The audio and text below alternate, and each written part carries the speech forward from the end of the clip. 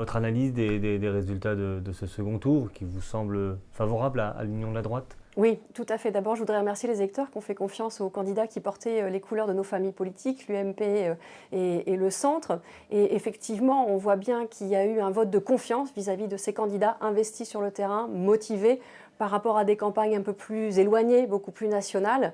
Et aussi la volonté des électeurs qui se sont déplacés de confirmer leur mécontentement vis-à-vis de la politique de François Hollande et de son gouvernement. C'est comme ça que vous expliquez ce résultat?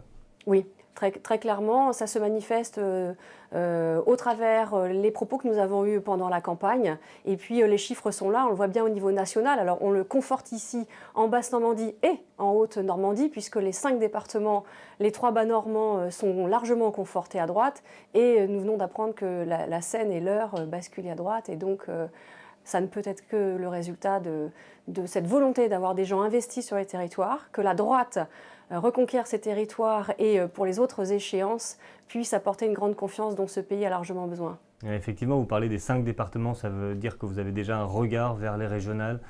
C'est pour vous déjà un premier signal que la future région Normandie peut passer à droite? C'est un premier signal très encourageant, mais comme je le disais, ces résultats appellent surtout à beaucoup de modestie.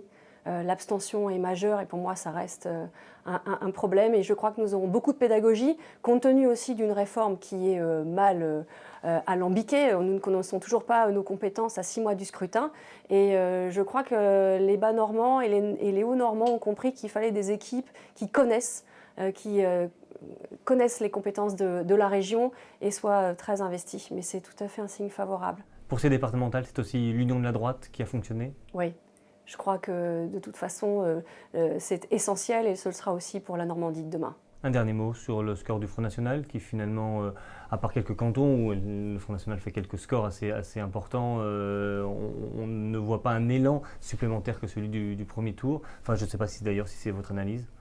Les candidats du Front National, je ne les ai pas vus sur le terrain. Ils ont fait une campagne nationale, tout à fait démagogique. On l'a bien vu lors de la réaction des candidats. Ils ne se sont pas exprimés sur les projets des départements. C'était une campagne complètement, je dirais, de façade. Et les électeurs n'ont pas été dupes, même si ils ont voulu exprimer par une mobilisation leur mécontentement vis-à-vis du gouvernement de François Hollande. Il y a eu dans ce vote un peu de désespoir et de désillusion de la politique menée par la gauche.